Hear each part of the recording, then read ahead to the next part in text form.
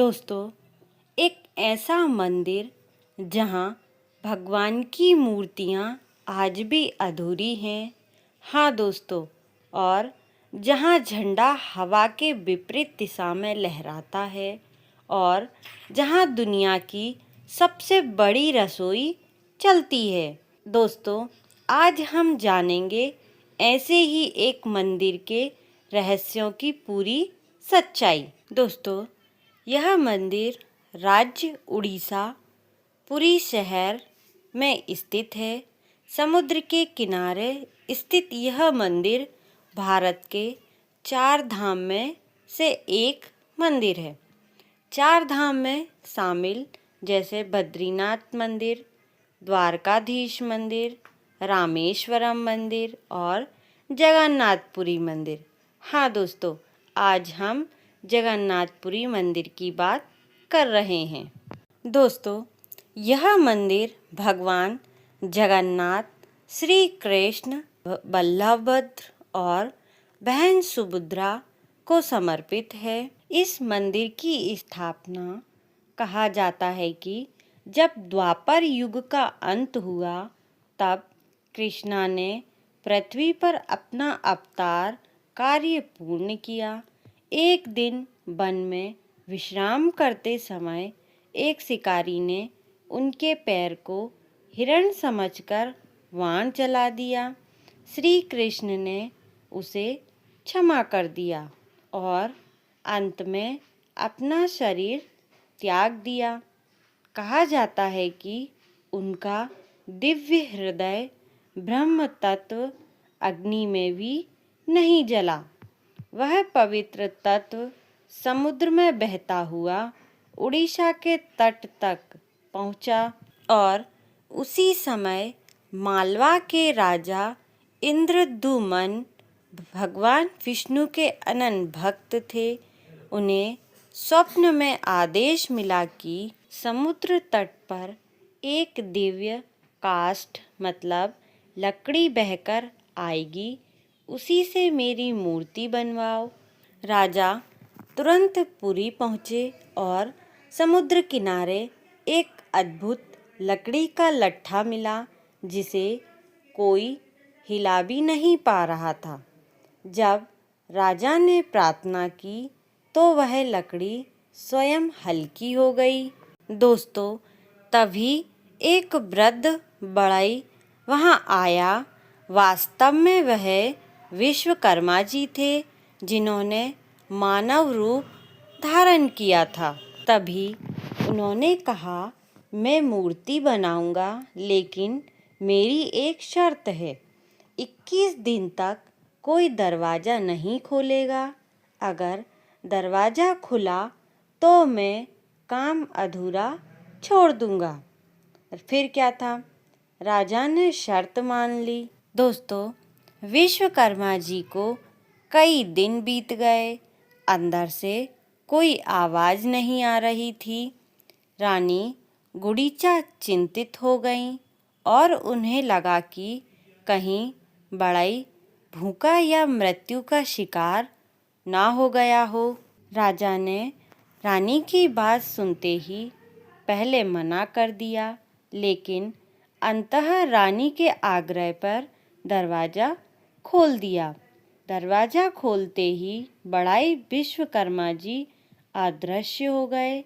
अंदर 3 मूर्तियाँ थीं, भगवान जगन्नाथ, बलभद्र, सुभद्रा, लेकिन उनके हाथ पैर पूर्ण नहीं बने थे।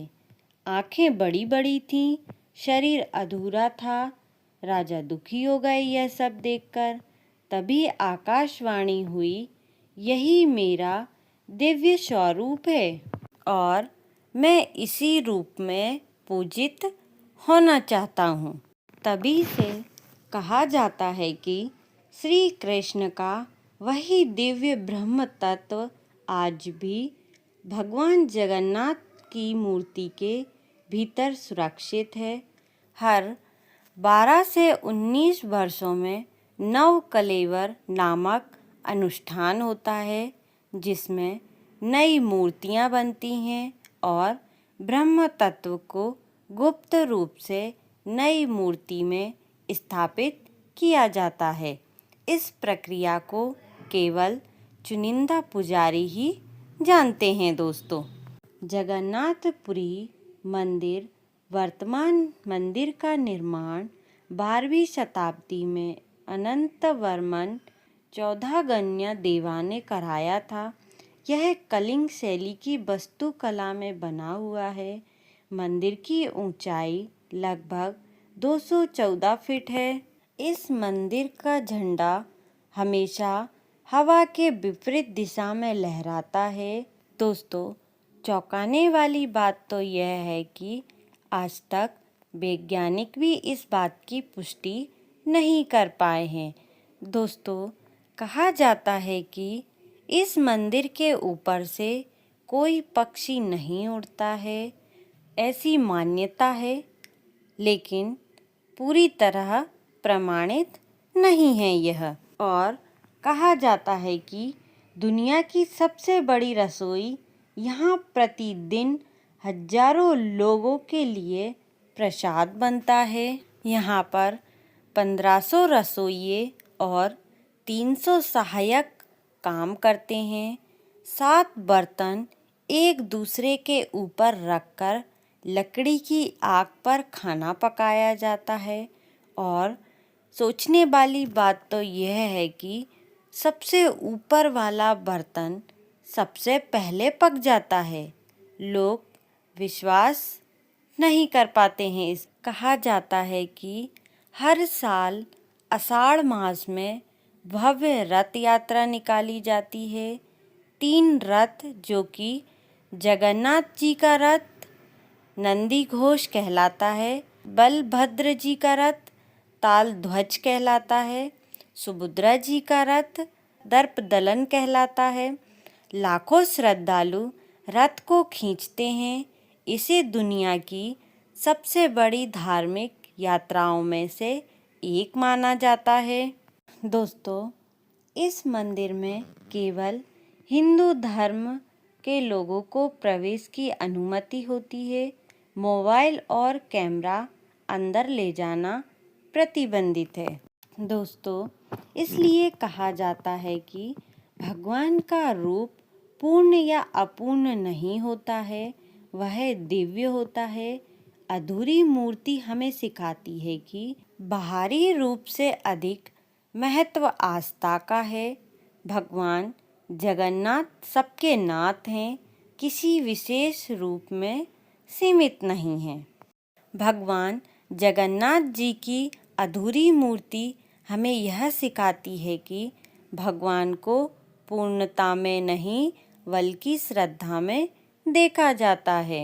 दोस्तों, यदि आप इस जगह के बारे में और कुछ जानते हैं तो आप अपने विचार कमेंट करके हमें ज़रूर बताएं।